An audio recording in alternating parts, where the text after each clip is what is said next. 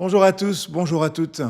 Un nouveau texte de l'Ancien Testament dans le livre de la Genèse chapitre 4, peut-être une histoire que vous connaissez parce qu'elle devient presque proverbiale, c'est celle de Caïn et Abel. De son union avec Adam, Ève, sa femme, devint enceinte. Elle mit au monde Caïn et dit alors: J'ai conçu un homme grâce au Seigneur.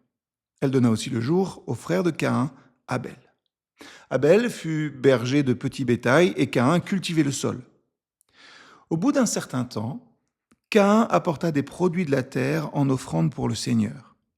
Abel, de son côté, apporta des agneaux premiers-nés de son petit bétail, dont il offrit au Seigneur de très beaux morceaux. Le Seigneur accueillit favorablement Abel et son offrande, mais non pas Caïn et son offrande. Caïn en éprouva une profonde irritation. Il en fut abattu. Et le Seigneur lui dit: À quoi bon te fâcher et être abattu? Si tu agis comme il faut, tu reprendras le dessus. Sinon, le péché est à ta porte, comme un monstre à l'affût. Il désire te dominer, mais c'est à toi d'en être le maître. Cependant, Caïn s'adressa à son frère. Quand ils furent au champ, Caïn se jeta sur son frère Abel et le tua. Le Seigneur demanda à Caïn: Où est ton frère Abel? Et Caïn répondit: Je n'en sais rien, est-ce à moi de veiller sur mon frère? Le Seigneur répliqua: Pourquoi as-tu fait cela? J'entends le sang de ton frère crier du sol vers moi. Tu es désormais un maudit, chassé du sol qui s'est ouvert pour recueillir le sang de ton frère, ta victime. C'est pourquoi tu auras beau cultiver le sol, il ne te donnera plus sa vitalité.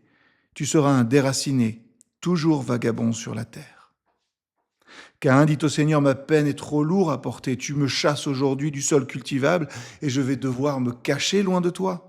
Je serai un déraciné, toujours vagabond sur la terre. Quiconque me trouvera pourra me tuer. Mais le Seigneur lui répondit: Non, car si quelqu'un te tue, il faudra 7 meurtres pour que tu sois vengé. Le Seigneur mit alors sur Caïn un signe distinctif pour empêcher qu'il soit frappé par ceux qui le rencontreraient. Alors Caïn partit habiter au pays de Nod, loin de la présence du Seigneur, à l'est d'Éden. Un texte compliqué, un texte qui nous parle aussi dans nos jalousies, parce qu'on remarque, dans ce texte, avant le meurtre, il y a la comparaison. Caïn regarde Abel. Et puis, il se regarde lui-même et il regarde à Dieu. Et là, il y a quelque chose qui se brise intérieurement. La Bible dit: Caïn fut très irrité et son visage fut abattu.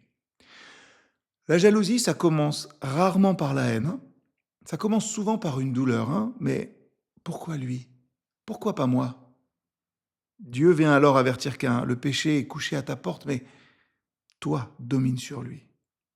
Image incroyable, comme un monstre tapi dans l'ombre. Notre colère nourrit toujours quelque chose. Et ce qu'on nourrit, ça finit par nous gouverner.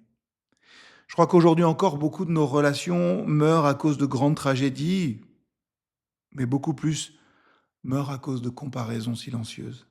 Dans les familles, dans les couples, dans les ministères, dans les églises, sur les réseaux sociaux. Nous ne pouvons pas construire une vie paisible en nous nourrissant constamment de ce que les autres ont. Alors ce matin ou ce soir ou dans cette journée que tu passes, j'aimerais te dire que la gratitude tue lentement les monstres que la comparaison nourrit. Cultive dans ta vie la gratitude.